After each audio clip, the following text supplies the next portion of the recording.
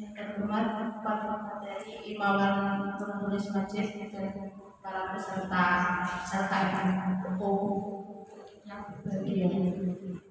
Bismillahirrahmanirrahim. Assalamualaikum warahmatullahi wabarakatuh. Waalaikumsalam. Alhamdulillahirabbil alamin. Wassalatu wassalamu ala asyrofil anbiya'i wal mursalin wa ala alihi washabbihi ajmain. Yang pertama kita panjatkan puji dan syukur kepada Allah Subhanahu wa taala yang telah memberikan rahmat pada semuanya sehingga kita dapat berkumpul di pagi yang cerah ini dalam bulan yang sedang berbahagia. Kedua kalinya salam dan kita sanjungan kepada junjungan kita Nabi besar Nabi Muhammad sallallahu alaihi wasallam yang kita nantikan syafaat yang nanti. Untuk mempersingkat waktu, marilah kita awali acara pada pagi hari dengan bacaan basmalah bersama-sama. Bismillahirrahmanirrahim.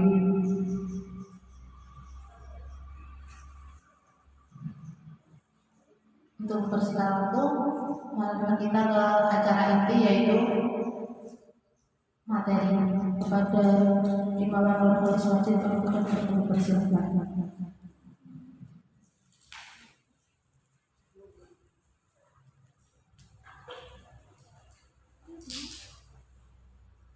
Assalamualaikum warahmatullahi wabarakatuh. Waalaikumsalam. Nah, sebenarnya saya izin perkenalan dulu karena ini juga sedikit dalam.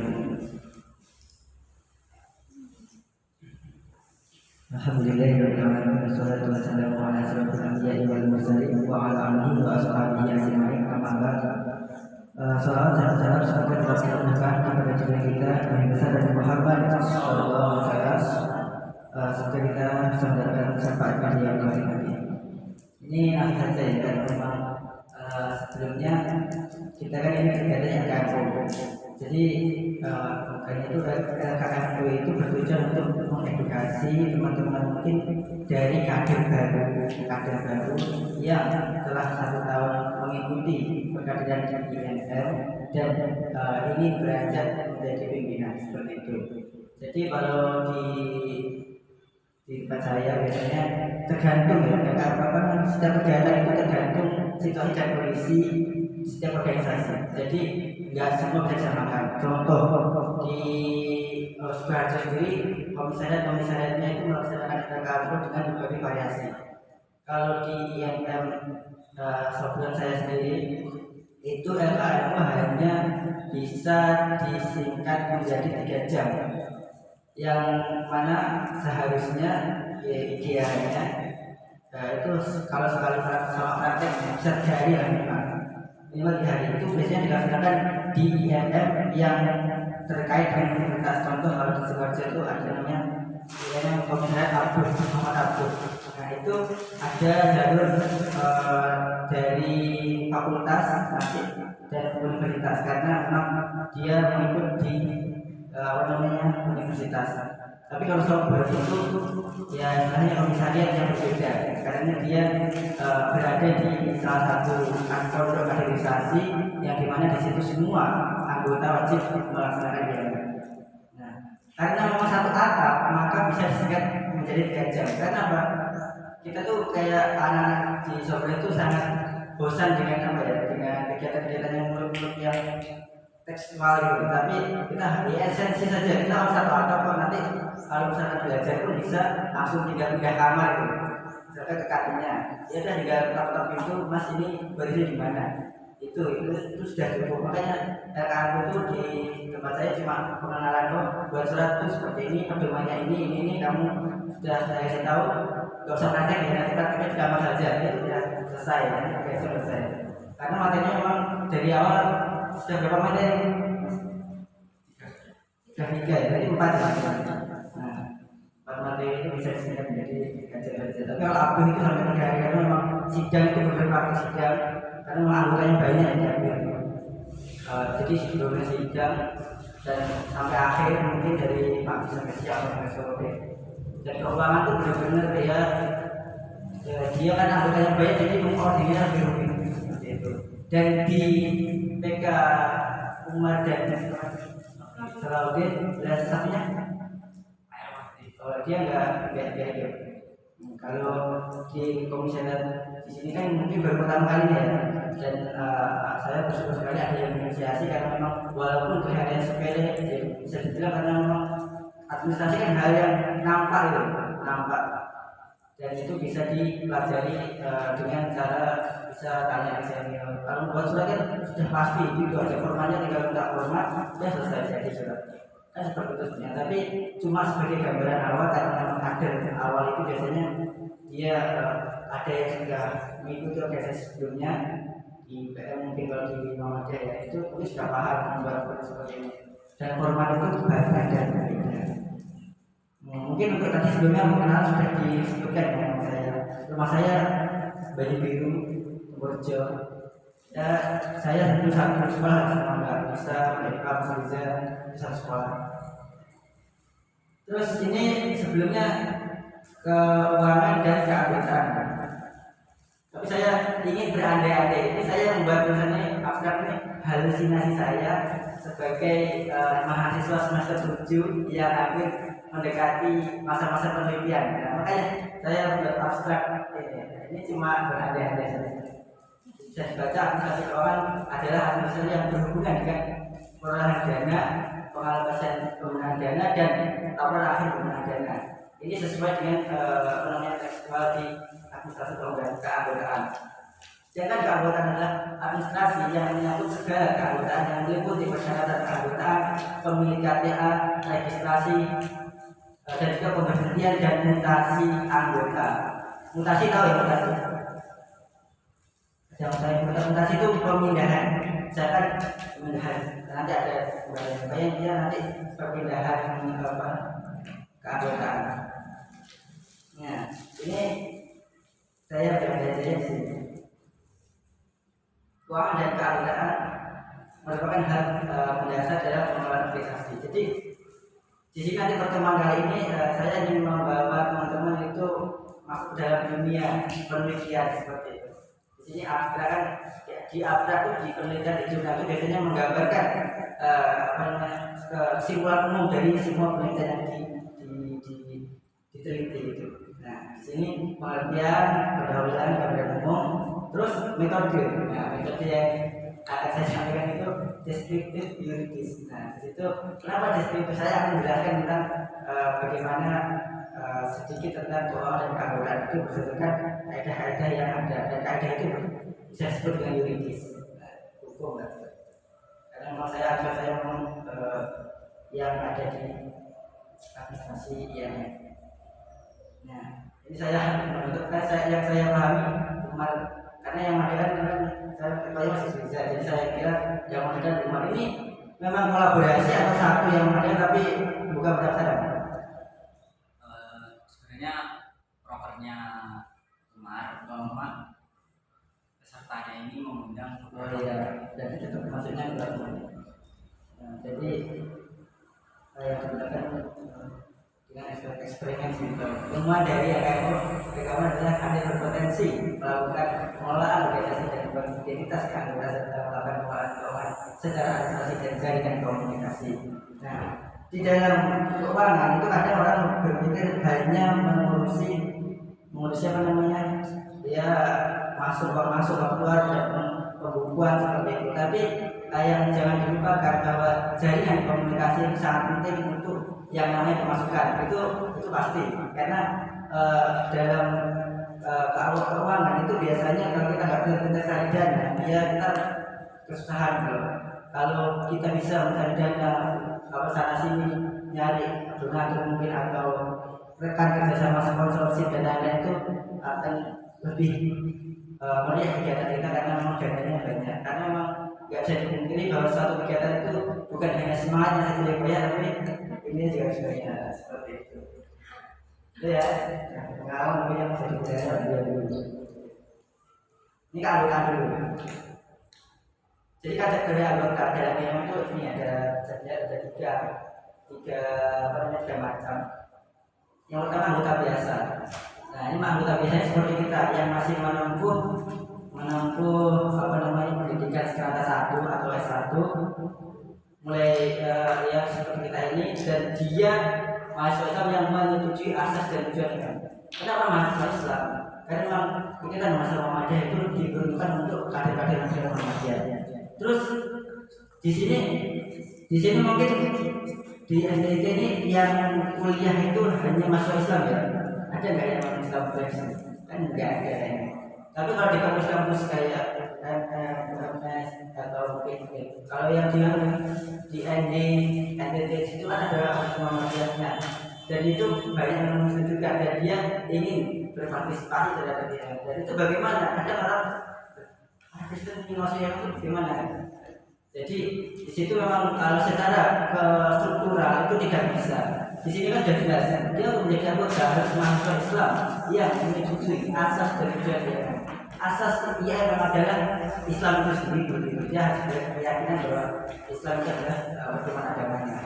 Terus bagaimana anggota yang muslim ini ingin berpartisipasi terhadap dia bisa disebut sebagai anggota partisipan saja.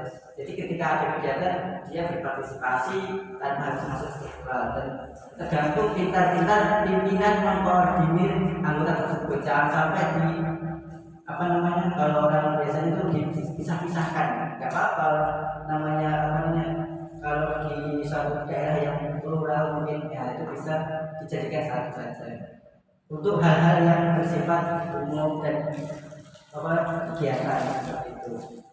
Dan selanjutnya adalah anggota luar biasa. Nah, anggota luar biasa ini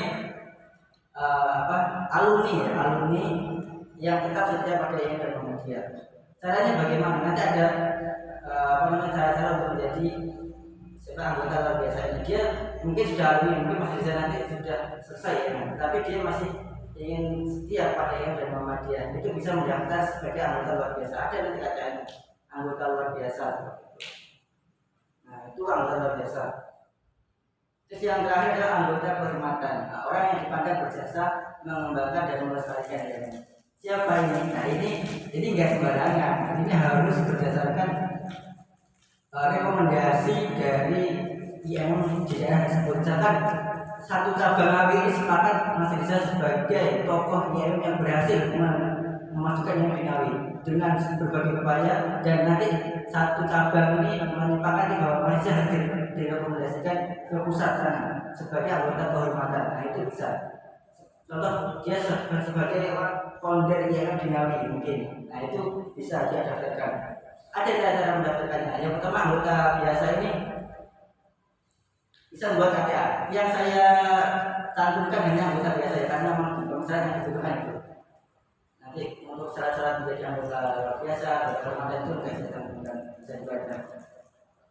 Ini mengajukan permohonan menjadi anggota IM satu, dan dengan mengisi blanko permohonan yang diserahkan kepada DPD IM. Ini yang urus cabang seperti ini. Jadi cabang ini sudah ada aja. Ada yang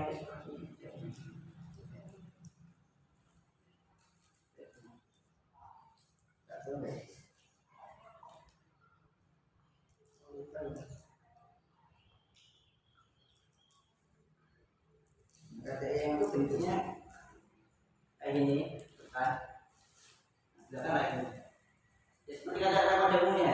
Nanti untuk mendapatkan seperti ini, cabang itu harus mendaftarkan anggotanya. Jadi biasanya proper BO cabang itu biasanya mendata. Kalau di sana itu kan saya di cabang itu hanya sebagai anggota ya, kader. Itu biasa bekerja sama dengan BO. Kita mendata dari kader komisariat, mengurusi kan biasanya tidak kader. Jadi kita soal komisariat itu pekerjaannya. Dan biasanya yang tidak kader itu membagi misalkan ada 3 ketua, sekretaris, dan anggota. Nah, misalkan ketua mengurusi 2 komisariat, kan ada 6 sana. Jadi pas 1 orang 2 komisariat yang bisa kita intens komunikasi dengan komisariat dan bawahnya. Karena itu penting. Kita komisariat kalau nggak ada komunikasi dengan cabang itu kayak ya bisa dibilang nanti pas muster atau apa ya kita bodo amat gitu. Karena kalau tidak ada jaringan komunikasi dalam cabang itu susah, dan cabang harus mengkoordinir kebutuhan komisariat yang bersifat normatif, atau mungkin bagaimana mengadakan kegiatan itu bagaimana, atau mengasih solusi-solusi dari keadaan itu, karena dianggap cabang itu sudah mengalami kan sebagai alumni, biasanya alumni saya dia harusnya sudah bisa membaca situasi di yang di cabang itu seperti apa, itu harusnya sudah bisa. Makanya bidang kader itu harus tahu bagaimana kondisi daerah juga, kalau cara pengembangan yang dinamik seperti apa, sebenarnya itu harusnya mempelajari. Makanya bidang kader itu harus sering-sering dekat. Kalau saya biasanya kebagian komisariat Abdul itu yang di kampus itu biasanya kan sering ketemu di kampus. Tapi sekarang ya gampang komunikasinya, dan satu lagi agak susah itu di sana ada yang komisariat itu susah banget karena memang putri semua, namanya Mahatau Bakar itu putri semua. Nah itu bahasa di sini agak susah komunikasinya karena Muhammadiyah rasa salafi, pelajaran semua diajak komunikasi apalagi langsung itu susah gitu. Jadi enggak ada bedanya di situ. Dan pintar-pintar dari orang yang pendekatan kader seperti apa. Terus, nah ini syarat-syaratnya. Ada pas foto, nanti cabang lah yang tahu ini. Kalau cabang di sini mungkin insya Allah ke depan ada yang meneruskan sebagai orang yang berkompeten atau mungkin bisa secara administrasi ya. Memang kita nggak punya teknik, walaupun punya teknik tapi siapa tahu kan kalau seperti kita pernah berjasa di daerah itu nggak apa-apa, atau bisa digunakan untuk kejenjang yang selanjutnya. Siapa tahu ada yang mau masuk cabang DPD bahkan sampai besar itu bisa, harus ada lah sebagai administrasi. Ini sedikit Suluh ya, kemudian jiwa dan kreativitas kita tentang suluh itu cahaya. Orang kalau berorganisasi itu tidak murni jiwanya, tidak kreatif pikirannya, itu biasanya suram. Kalau kan saya mengatakan bahwa dua hal ini menjadi cahaya diri kita sendiri untuk bisa berjalan di tengah jalannya salah berorganisasi seperti itu. Sama saja. Mutasi, nah ini mutasi pimpinan atau anggota. Mutasi ada dua, mutasi domisili dan mutasi jabatan. Nah, mutasi domisili ini bagaimana? Misalkan dalam masih keadaan aktif, ada kan kayak di sini ada yang dari luar kota ya. Misalkan Mas Niko kan itu dari Boyolali ya. Ini contoh saja, Mas Niko dari Boyolali. Dia ingin ternyata pas di komisariat berpindah kembali ke komisariat yang ada di Boyolali misalkan. Nah itu harus ada namanya mutasi domisili. Yang kedua adalah mutasi jabatan. Mutasi jabatan ini bisa terjadi ketika misalkan ada ya salah satu kasusnya misalkan ada yang mengundurkan diri. Dalam satu bidang itu ada ketua, sekretaris dan anggota. Nah terpaksa biasanya sekretarisnya yang menjadi, nah ini mutasi jabatan. Sekretarisnya menjadi ketua atau mungkin ada perpindahan rolling dari pimpinan seperti itu. Kalau kamu sebenarnya tidak kerja sini, kerjanya pasif, nah bisa di pindahkan saja. Itu namanya mutasi jabatan. Ada pekerja mutasi domisili meminta SK dari cabang asal, jadi minta ke cabang SK. Nanti dibawa ke SK ke cabang yang menjadi tujuan. Jadi lapornya ke cabang dulu, nanti baru masuk ke organisasi konsep di sana. Itu prosedurnya hanya sesimpel itu. Terus bagaimana mutasi jabatan? Kalau mutasi jabatan hanya melaporkan adanya mutasi jabatan pada pimpinan atasnya. Dan nanti jangan lupa ketika pleno itu diganti, kan ada SK ya. Nah SK itu bisa diubah jabatannya seperti itu. Nah keuangan ini tadi sebelum keuangan ada yang ditanyakan tentang keanggotaan karena kita sampai ada yang ditanyakan tentang keanggotaan kasih yang anggota, atau di sini ada beberapa keanggotaan yang mungkin menjadi permasalahan. Untuk yang saya tanya, untuk yang mutasi tadi mutasi jabatan itu syaratnya melaporkan ke jabatan pimpinan ini, maksudnya pimpinan komisariat. Ya kok pertama itu dulu, tapi nanti kan di akhir misalkan kayak aku kan di bidang kader itu pertama di komisariat dulu, pimpinan harian khususnya komisariat harus tahu kalau misalnya dari orang. Sekarang ada yang bidang ketua bidang. Nah, kalau bidang misalkan dia berganti atau pergi terus maksudnya ini naik, nah itu harus ada laporan dulu. Laporan itu gunanya apa? Nanti dia nanti bakal di administrasi di SK itu bakal diganti juga, hanya itu sebenarnya. Kalau mutasi lintas jabatan itu lintas bidang itu termasuk mutasi jabatan enggak? Iya. Berarti contoh gini, salah satu bidang saya itu kan orangnya keluar, nah terus ada bidang lain ini yang sekiranya bidang lain ini kurang berkontribusi dalam PK tersebut, terus dipindah ke bidang yang ini, berarti itu termasuk mutasi jabatan juga ya? Betul, mutasi jabatan. Kalau di Indonesia jarang ya, ada sih. Kemarin itu ada beberapa teman saya yang karena lagi demo dari kota dan itu harus kosong jabatan, nah, mungkin itu ada perpindahan, itu bisa disebut jabatan. Dan nanti dilaporkan SK-nya itu nanti berubah di akhir. Karena memang SK ini kadang perlu ya, di kampus itu ada yang namanya mata kuliah semester 5 life skill dan atau keterampilan kehidupan, itu yang sangat membantu organisasi di UMS karena selalu kegiatannya kurang. Karena apa? Karena ada mata kuliah itu tidak ada dosennya, tidak apa-apa, tapi hanya seberapa banyak kita mengumpulkan sertifikat kegiatan. Nah, makanya kalau kita misalkan di UMS mengadakan seminar dan lain-lain itu pada rebutan dan ada persyaratan karena apa? Untuk mencari poin di mata kuliah life skill itu. Itu life skill itu semua fakultas juga wajib. Itu cakupan universitas, jadi semua mahasiswa mas. Kan di dalam universitas ada cakupan mata kuliahnya, mata kuliah univ, mata kuliah fakultas dan mata kuliah jurusan. Itu nanti itu masuk univ. Jadi semua mahasiswa harus, dan untuk mendapatkan nilai harus 500 poin. Sedangkan setiap seminar kegiatan itu biasanya 5, itu harus banyak. Itu makanya nanti maksudnya ke keuangan itu, ke keuangan. Gimana? Ada lagi?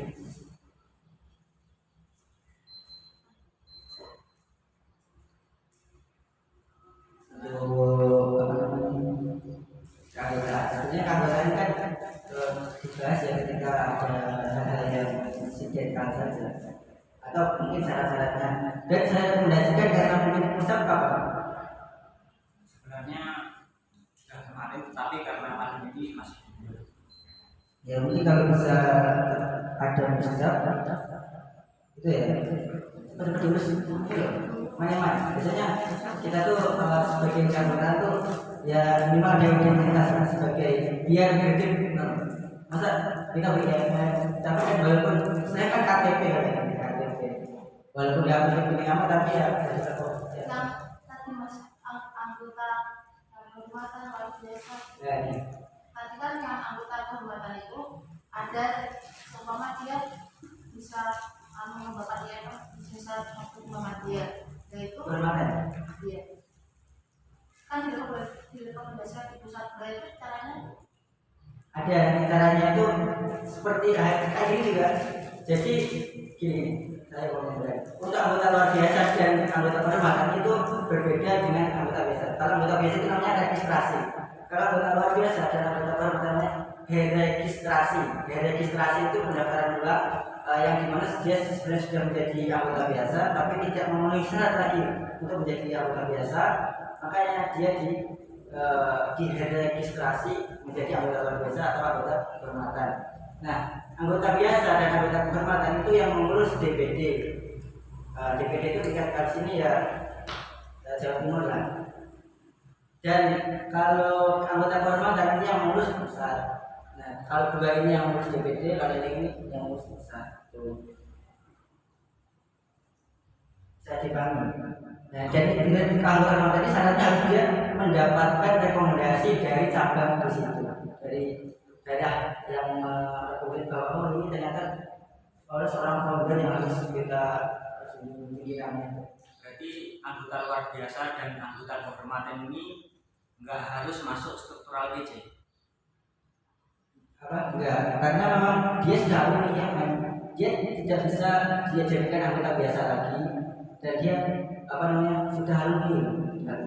Walaupun cuma alumni PK bisa menjadi anggota luar biasa dan anggota kehormatan. Iya, kalau ada rekomendasi dari situ, misalnya dari cabang satu daerah itu oh ini ternyata tokoh yang menjadi pemimpin dan berjasa ya dan untuk dan itu bisa jangan yang tadi karena kalau sampai ada saya yang politis itu jadi ya kalau bisa sampaikan dia kecuali memang benar-benar itu solid sih.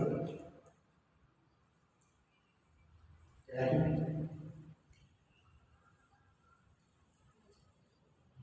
saya di sini ngerasa kayak mulai tampil jadi agak adem.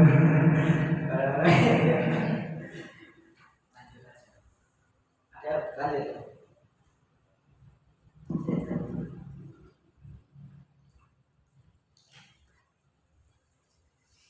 Nah, keuangan ini sebenarnya sih ada beberapa yang poin-poin penting yang perlu yang perlu ada dalam gambaran. Wewenang tentu bendahara. Bendahara ini yang pertama tertinggi adalah bendahara umum. Terus nanti jalur koordinasinya apa kalau itu koordinasi instruksi. Nah, jalur instruksinya ke bendahara kegiatan atau bisa disebut sekretaris panitia kegiatan tersebut untuk mengelola keuangan dalam setiap kegiatan dan wewenang itu nanti yang mengarahkan dari bendahara umum itu wewenang. Terus RKPP ini saya mau sengaja nggak kasih foto-foto di sini karena memang biar lebih langsung saya kasih.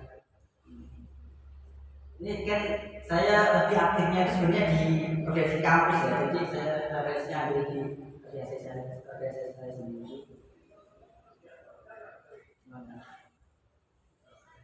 Nah, sebenarnya format ya, itu masalah format PLM ataupun organisasi manapun itu bisa membuat format apapun. Jadi misalkan yang penting jelas format itu dan nanti misalkan teman-teman di PKI membuat salah satu format di keuangan terus itu tidak sesuai ya wajar ketika atasan itu dia memberikan format.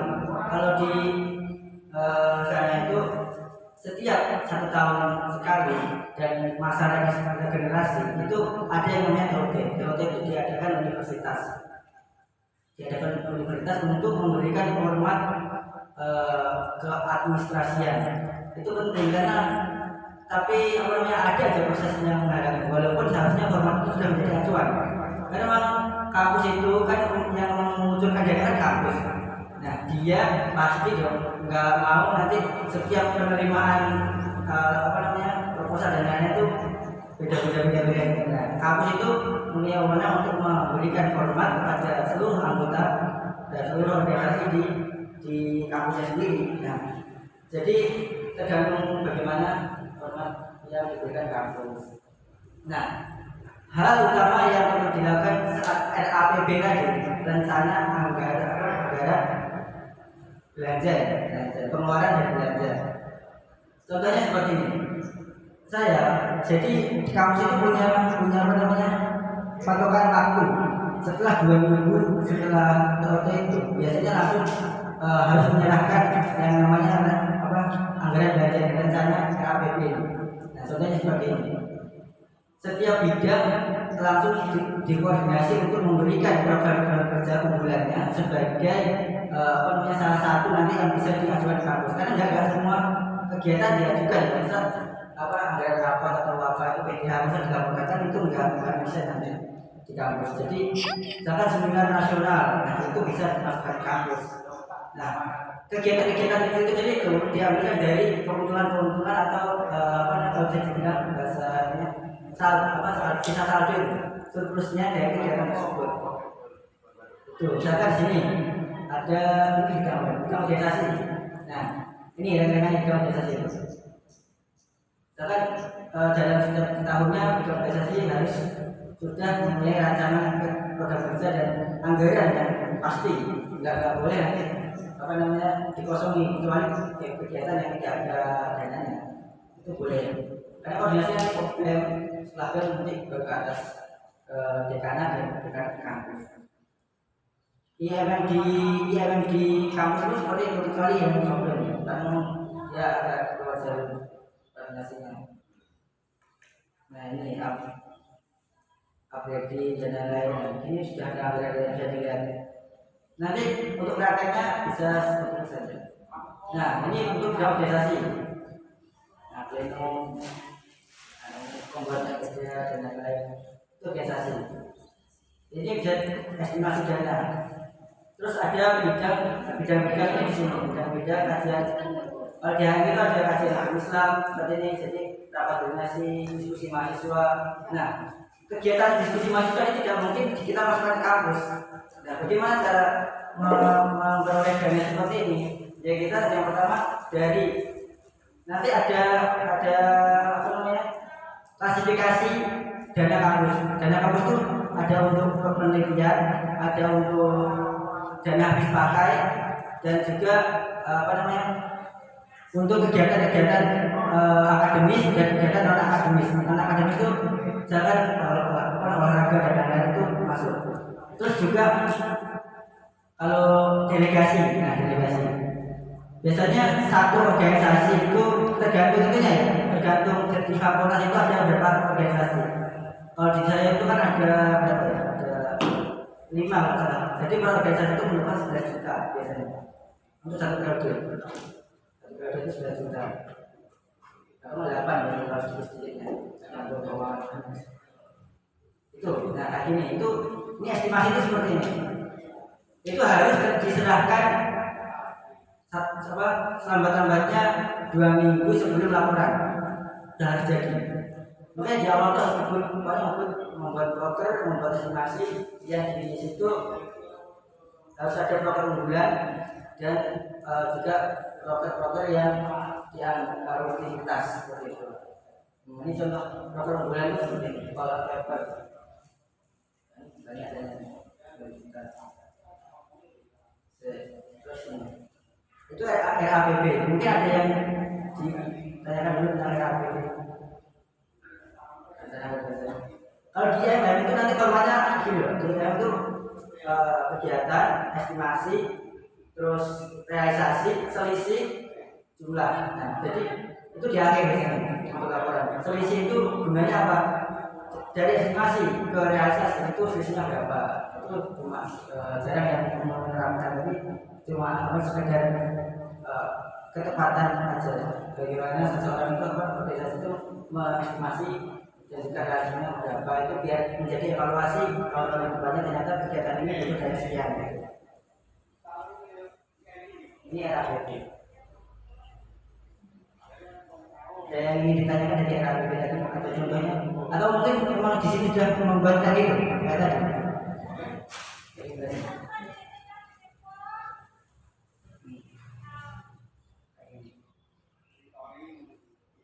Dan sebenarnya kalau dia di saya itu juga harus membuat karena juga dilakukan di kampus. Kalau nggak kayak gitu nggak ada dana gitu.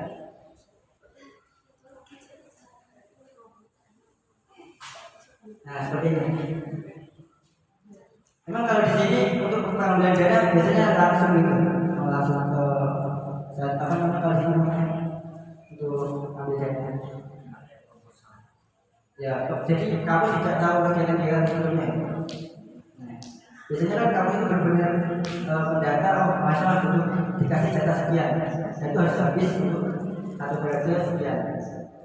Nah, setiap bidang itu harus memenuhi kualifikasi ketentuan dari kampus.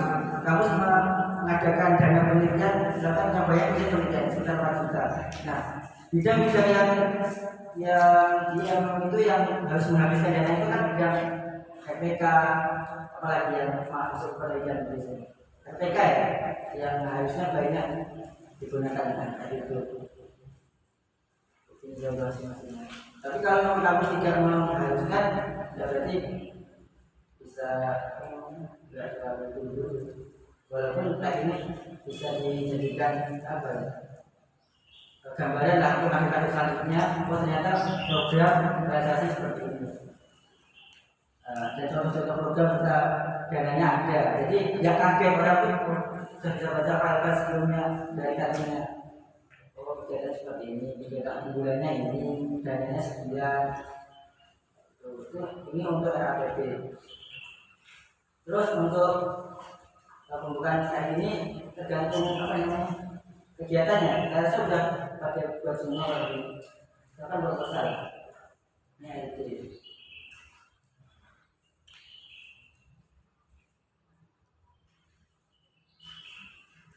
Ya biasa kalau rancangan kayak ini biasa.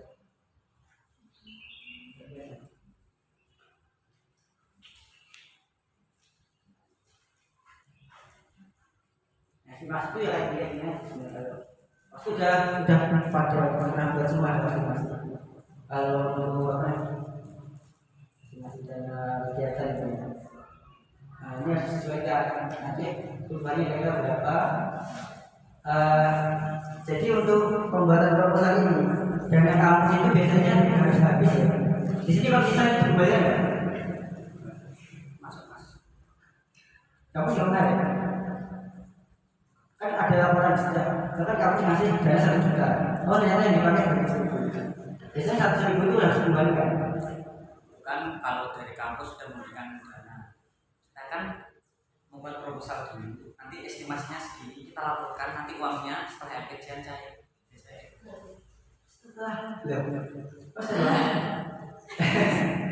Ini ya, ketika proposal diserahkan itu wewenang dari kampus sekarang itu diberikan separuh, karena contohnya kita minta 2 juta, kampus memberikan 1 juta. Nah, 1 juta lagi diambil ketika LPJN, karena dari dahulu setiap LPJN itu ada kendala setiap mahasiswa. Jadi ketika buat proposal habis kegiatan ya udah nggak ada LPJN. Nah, kampus kan juga butuh laporan sendiri. Nah, sebenarnya kalau saran saya itu ini usaha kampus ya. Tapi biasanya kalau di tempat saya selama nggak ada LPJ kegiatan lainnya nggak bakal ada itu karena kebutuhan nasional pasti. Jadi kalau dikasih setengah itu rasanya ya kita menjalani kegiatan setengah juga. Iya, soalnya kita harus cari dana dulu. Bingung. Jadi konsekuensinya sebenarnya kayak gitu. Kamu nggak buat LPJ selama 2 minggu. Jadi selama baca 2 minggu kegiatan LPJ harus ke atas. Kalau enggak kegiatan selanjutnya stop. Nah itu udah menjadi konsekuensi yang menurut saya fair. Karena kalau kayak gitu ya kurang fair karena kita dikasih kegiatan tapi belum dikasih uang setengah. Dan setengahnya ada setelah. Berarti apa iuran apa namanya memenuhi gitu ya. Iya. Oh ya, tadi mau tanya soal keuangan. Iya. Nah, di UMS kan tadi dijelaskan kalau setiap organisasi mendapatkan uang 11 juta, 8 juta. Uang itu digunakan apakah oleh per bidang membuat ini terinci, ataukah itu untuk operasional saja? Tadi saya sampaikan bahwa jadi 11 juta itu sangat nanti 2 juta untuk dana habis pakai. Dana habis pakai itu apa? Membeli kertas, membeli tinta, membeli ya stempel dan lain-lain. Pokoknya yang dipakai habis itu kebutuhan biasanya yang pakai habis. Nanti 4 juta dana penelitian. Nanti 3 juta untuk dana delegasi. Delegasi itu misalkan kampus lain yang kegiatan, terus kita punya mahasiswa S yang punya potensi, misalkan misalkan di sini PK Umar ada kadernya yang bisa ikut kejuaraan TS, kayak bukan TS, itu beda lagi. Apalah, misalkan lomba debat di mana gitu di PK lain atau apa. Nah itu kita kasih diambil dari delegasi. Jadi setiap kampus itu punya punya ketentuan untuk dananya itu bukan untuk apa. Terus dana akademisi itu bisa agak banyak juga, sekitar 3 juta juga. Itu untuk apa? Untuk seminar, untuk ya pokoknya hal-hal yang bersifat akademisi lah. Dan yang non akademisi itu untuk olahraga dan lain-lain itu dikasih. Nah itu harus programnya itu satu sekali ambil lagi. Misalkan di organisasi itu mengadakan seminar ini sendiri dan dana itu harus diambil. Jadi nanti rencananya itu pemasukannya ada di situ, dihabiskan di situ, sisanya itu dibagi-bagikan ke kegiatan-kegiatan rutinitas. Kan ada surplusnya tuh. Biasanya seminar itu dipakai untuk dana kamu ya, membayar materi kan, habis. Padahal dari situ kan kita ada keuntungan dari registrasi mahasiswa. Sisanya itu biasanya dikasih strateginya dikasih riset. Bahkan riset satu agak lebih mahal, lebih murah. Satu seminar nasional ya, seminar nasional itu riset satu biasanya 30.000, riset 2 50.000, riset 3 60.000. Nah itu tuh keuntungan dari kita tuh di situ. Nah dari untung itu digunakan untuk ini. Nah, milad 20 juta. Nah, 20 juta caranya. Ini kegiatan yang mungkin menjadi ini mau benar dulu kita cari biaya 20 juta ini. Nah, karena kamu paling cuma berapa juta untuk ini. Workshop. Nah, workshop ini biasanya ya 2 juta atau 1 juta dikasih dari kamu. Nah, kita ambil. Nah, sisa-sisanya misalkan kita untuk kegiatan-kegiatan uang nanti dikasih bendahara untuk diskusi mahasiswa atau untuk kegiatan-kegiatan rutinitas lainnya, kayak gitu. Caranya seperti itu untuk mengambil dana kampus harus lagi diambil. Kalau enggak ya uang kita boleh bisa perjuangkan. Jadi pengalokasinya seperti itu kalau dari kampus kayak gitu. Jadi ada klasifikasi dana penelitian segini, dana akademisi segini. Kalau di sini kan kalau teman-teman mau tanya tuh ya disesuaikan dengan kondisi isinya aja bagaimana. Nanti kalau di sana ya susah kalau kita nggak bisa. Saya cuma memberikan gambaran. Ini untuk estimasi. Ada lagi yang ditanyakan?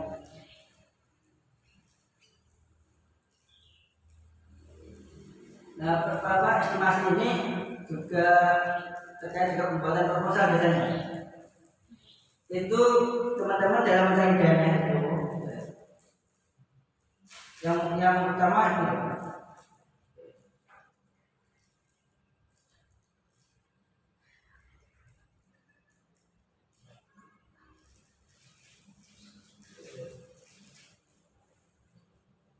sudah pembukuan yang ini kan berkait dengan nota. Di sini biasanya kalau nggak ada nota itu gimana?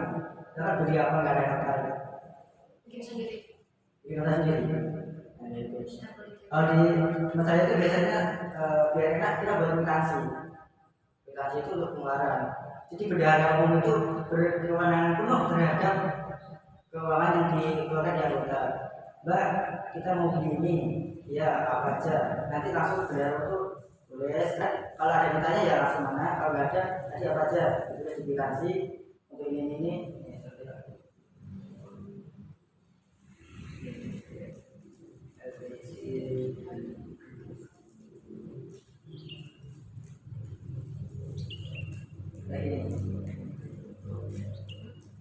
Nah ini, misalkan ya ini di saya langsung suruh berdara saya biasanya.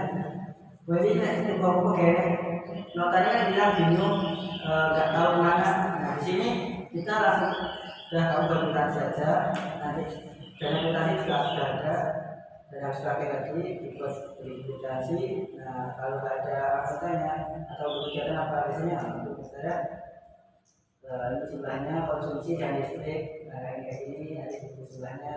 Terus ini tanda tangan si penunjuk apa yang siapa yang dapatkan suruh dan tamu apa sini ya selesai dari selesai bukti dibayar yang bisa dijadikan dari sini. Terus untuk pencarian dana selanjutnya, pengumpulan dana dari prinsipnya pengawasan, bersifat preventif setiap kegiatan. Nah, ini di sini ada dua hal. Setiap kegiatan itu harus jelas, harus diawasi dari awal, mulai dari uang masuk sampai uang keluar. Itu harus tahu, bendahara itu harus tahu, gak boleh kita nanti aja nyatanya. Oh nanti saya masih ingat itu sangat dilarang keras sekali. Karena apa? Manusia itu sebenarnya lupa. Itu. Makanya itu harus benar-benar di awal harus langsung dicatat, nggak boleh nanti akuntansi. Kalau misalkan di sini ngadain apa namanya GAD ya, uang masuk itu langsung dicatat, uang nanti dikasih akuntansi, untuk uang keluarnya tidak dicatat.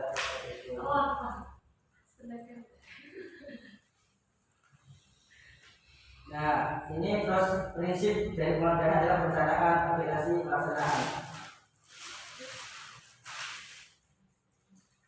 Nah, ini kontrol dan bagian job, kontrol uang penyimpanan. Itu aja sih. Terus mau lihat yang gimana? Tadi setelah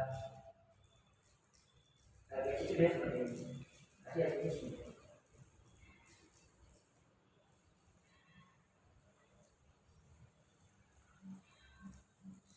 Kan awalnya estimasi tadi, jawab periode estimasi, terus estimasi kegiatan, laporan pertanggungjawaban, laporan pleno atau muskom, itu kan. Nah ini kegiatan seperti setelah selesai kegiatan, sudah seperti itu kan. Apa nanti gimana? Mau di praktek gitu? Buat dia kalau mau nanti dikasih kayak gitu, kita dibuat kayak saya ada gambarnya kayak di situ kan, ini ada berapa? Nah, ada 6 orang ya. Nanti dari 6 ini bisa dibagi dua kalau ada yang simpel aja, misalkan buat estimasi. Di sini satu kelompok buat estimasi, satu kelompok juga buat estimasi. Terus nanti teman-teman bisa dibagi dua, ditukar setelah jadi estimasinya, nanti yang kasih sini. Pilih satu kegiatan dijadikan broker. Di situ nanti kasih estimasi kegiatannya apa aja dibuka, saya. Nah setelah itu nanti dana dari kampus berapa, terus nanti sekalian cara lobbyingnya. Nah itu penting, sini saja.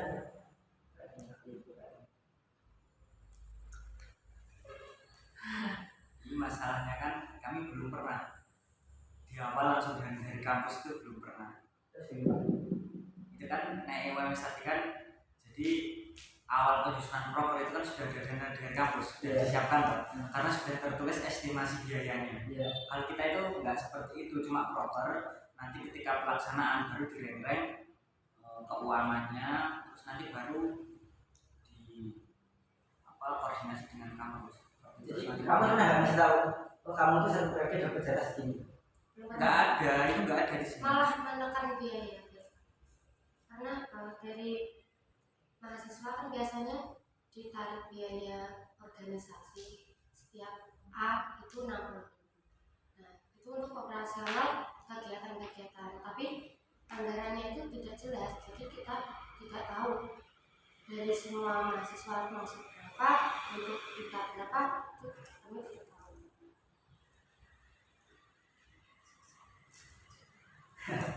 Nah gitu estimasinya dibuat untuk gambaran saja. Ini kan kalian saat menjalankan kan ini pikiran semua loh. Nah akhirnya jatuh kan yang di kalau dalam masyarakat itu dia mau Dampak masyarakat. Nah dia itu apa yang tablet ya. Nah ini anggap aja tablet kayak gini. Tablet itu pokoknya apa aja, biasanya dana, tapi susah juga ya kalau nggak ada dana pasti. Tapi sih ngeluarin dana untuk kajian gitu. Kalau bukan untuk pemateri, Kalau untuk pemateri ada itu dari mana? komunitas komisaria. Dari kas. Ya. Kalau pemateri kalau kajian kan sekarang masih online, jadi nggak perlu mengeluarkan konsumsi dan lain sebagainya itu lah. Kalau kegiatan di masyarakat kayak misalnya buka bersama di panti, Ambil contoh apa? kayak buka bersama di panti asuhan atau pengabdian masyarakat. Ada nggak? Kalau sementara ini dari kami cuma ini ngajar PPA atau bisa dikatakan apa ya, sosialisasi bagaimana asik dalam belajar. Oh, itu kalian sendiri pakai uang kas kalian sendiri. Kalau itu ya itu juga salah satu kemarin bentuk implementasinya itu sosialisasi yang menjadi program kerja dari follow up DAD. Jadi kalau misalkan kita teman-teman minta tested, ya mau ngadain pengabdian masyarakat Pak, ini program kegiatannya dikasih ya gitu. Dikasih, cuma tadi seperti Mbak Iva tadi setengah, baru nanti sisanya ketika ada ujian. Kalau misalkan di negosiasi itu gimana? Jadi konsekuensinya itu bukan karena kan masanya apa gitu. Nah, jadi negosiasi itu kayak yang saya bilang tadi. Kalau saya tidak membuat RPC dalam 2 minggu, nanti Bapak boleh men-stop uang. Itu makanya kalian harus benar-benar apa ya, kalau ingin dapat dana penuh, asal ada konsekuensinya. Tapi kalau Daripada setengah. juga berat soalnya gini, kalau konsekuensinya begitu, kulturnya orang sini kan beda dari sini. Bisa. Dan kalau di sini itu mungkin ada biasanya nanti atau belum sekarang kayak gitu. Jadi Satu bulan lah. itu. Nah takutnya kalau udah negosiasi seperti itu, kita udah bikin kegiatan terus kita belum siap LPG-an, takutnya konsekuensinya itu kita dapat sendiri. Iya. Tapi kan tetap dikasih ya kalau gitu ya. Tapi teman-teman pernah nyoba nggak? Buat menggiat masyarakat, ngasih Belum. Biasanya kegiatan-kegiatan yang besar seperti apa? DAD, Yang dijadikan itu apa dari kamu ini?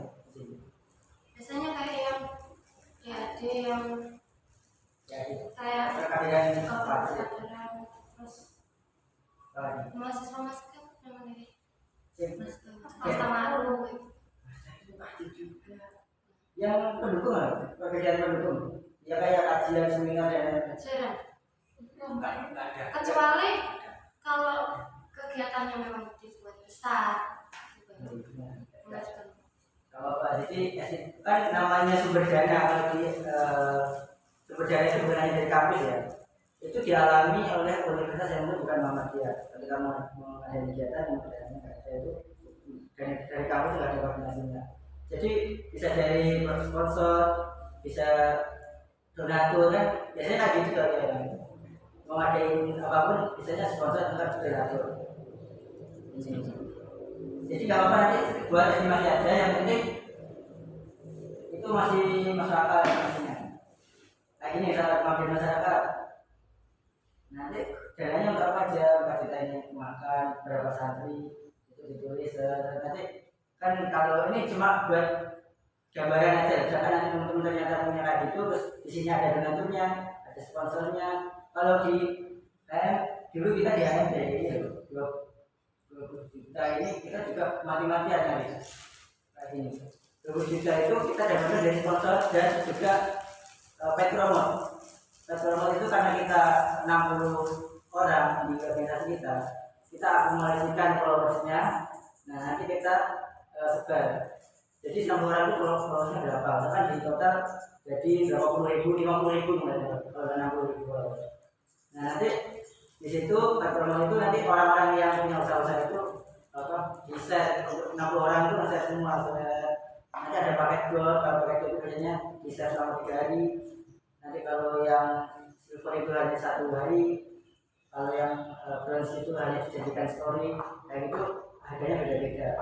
Sampai akhirnya satu orang itu wajib mendapatkan satu sponsor di perusahaan 100.000 minimal.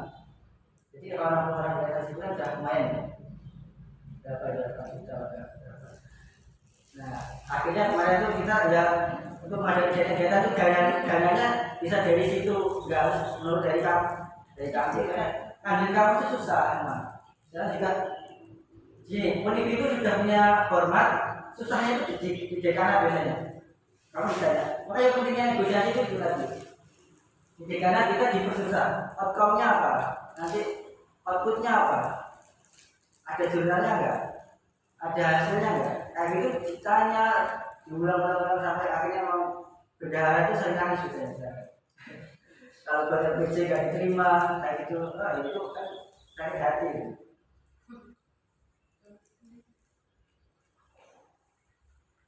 Nah ini nanti baru estimasi, terus yang kedua estimasi kegiatan.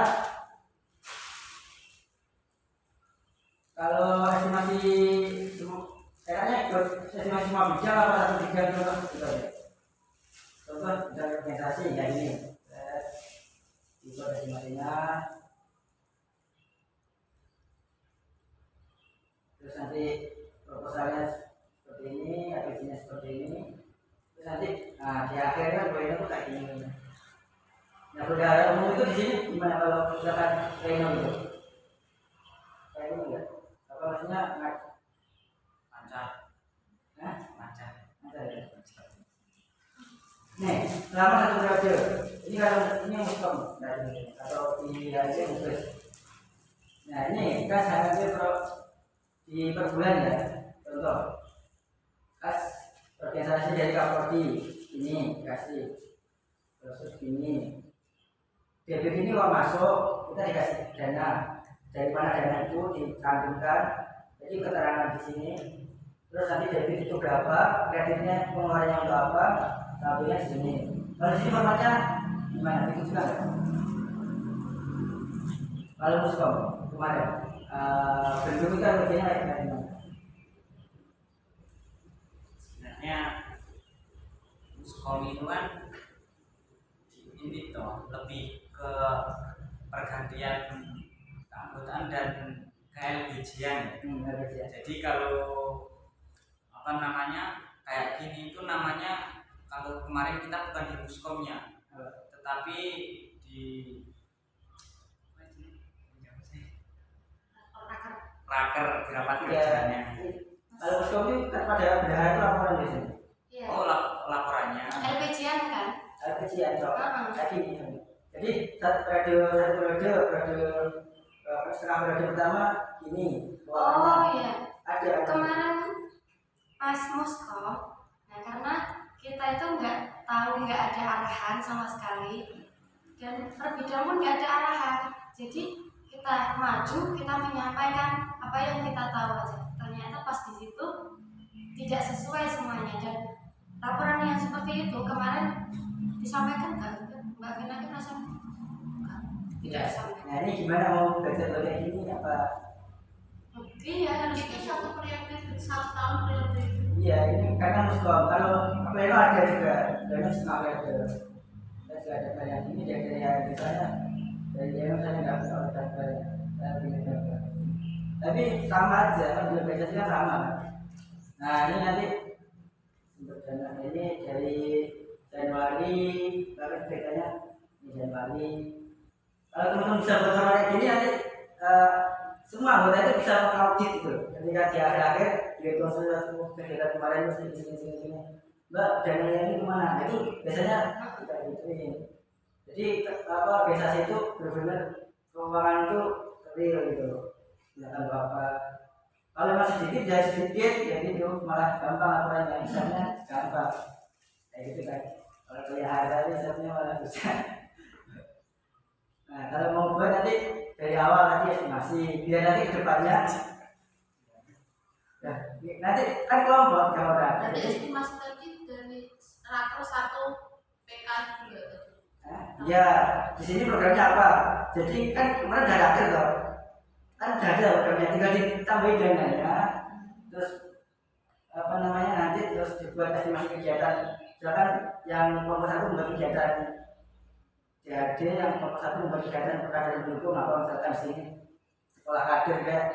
Nah, sekolah kader kan kalau itu bukan pendukung, atau entah namanya dibuat apapun bisa.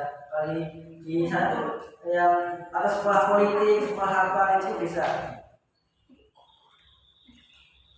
Gimana? Katanya kemarin saya belum bisa praktek. Ya ini saya kasih file contohnya secara aplikasi, dia nanti dijadikan panduan pertama ya. Kalau mau diubah silakan, tergantung senior cabang. Biasanya senior cabang itu memberikan format gitu dari organisasi.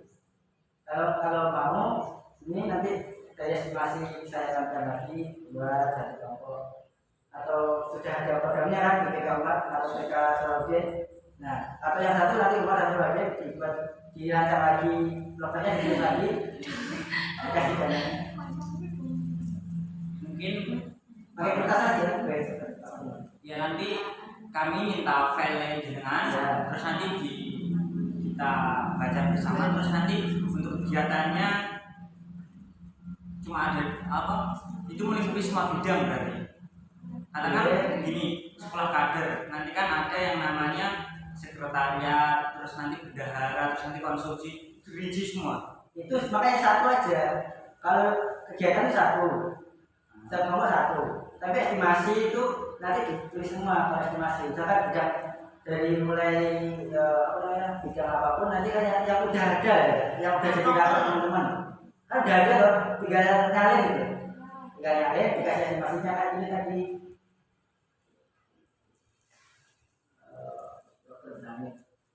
Jadi kalau buat proper itu sekali estimasinya. Kemarin cuma proper konsep, kalau untuk keuangannya itu belum. Nah, kalau kan Apa saya juga ya gini loh, gini. Saya gitu. Oke, ini kan dimasukin untuk praktek toh. Contoh, yang pelajaran misalnya ini propernya, ini proper kan. Ini pelaksanaannya kapan? Dan gini, Masih bisa. gini. Jadi kan kalau konsep itu masuk ke setiap bidang. Kalau proper yang misalnya proper pelaksanaan, gunanya apa pelaksanaan? Pelaksanaan ini dibuat data untuk bidang organisasi. Bidang organisasi punya, karena organisasi itu jadwal program itu seperti karena apa? Satu bulan ini, orangnya kegiatan ini, dananya sekian. Kapan bendung? Satu bulan ini dananya sekian loh yang kita butuhkan. Nah, Berarti kita cuma ambil satu bidang, katakan bidang kader, tapi nanti kita audit semua untuk proker-prokernya ini. Buat satu kegiatan aja, satu kegiatan. Kegiatan Itu satu program. Ini kan buat contoh. kelompok tadi. Kalau estimasi ini semua alurnya semua ditulis. Ya ini loh, ini. Kan udah ada tinggal nyalin, kasih uangnya. Teman-teman ngira-ngira aja. Jadi berapa? Nanti dana pengabdian masyarakat berapa? Atau kaitan DPA jangan. Kalau ada dananya, nggak apa. Kayak gini. Terus pelaksananya kapan? Di imajinasi aja. Misalkan sini satu ini bidang tes ya, satu kan 2 kali organisasi diskusi bersama proses kondisional itu tergantung misalnya kalau diskusi di September, seminar ini tergantung nanti nggak usah ini memang tahap konsultasi terus kuliah umum 24 Maret. Nah tanggal ini gunanya untuk ancang-ancang ya, dananya sekian. Ini tanggal ini nanti kalau mau diam ya terus kamu bisa buka satu Apa bapak legislatif? di HP ada nanti saya keluar ke apa ini Pakai WA. Kalau ini prakteknya di kertas. kertas aja biar cepat ya Ini pengelolaannya gimana? Gimana? susah sulit aku terserah aku malu kalian ini kan pas juga Cirolu, sekolah Cirolu gini. kalau ini banyakan nomor apa banyakan Salah ini biasa tuh. Ini sekali Misalnya ada di luar bayang. Jadi kita kan mulai satu jenis satu kegiatan kalau satu program berbeda. Aku dulu. Acara selanjutnya closing statement dari pemateri.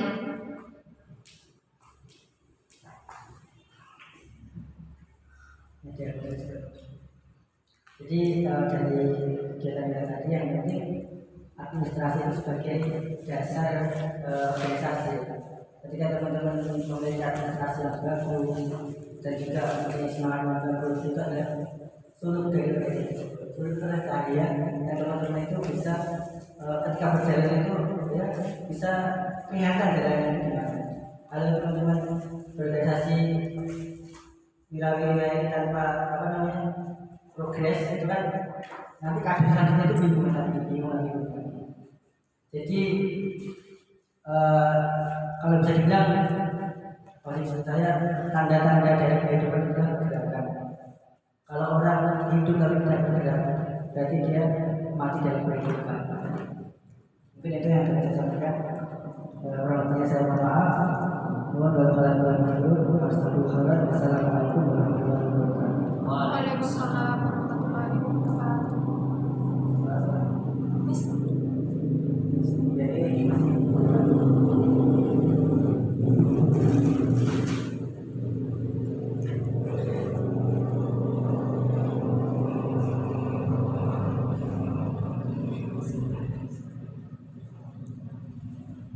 Saya sebagai moderator apabila saya melakukan acara dan salah kata, saya mohon maaf yang sebesar-besarnya. Billahi bismillahirrahmanirrahim. Wassalamualaikum warahmatullahi wabarakatuh. Waalaikumsalam warahmatullahi wabarakatuh.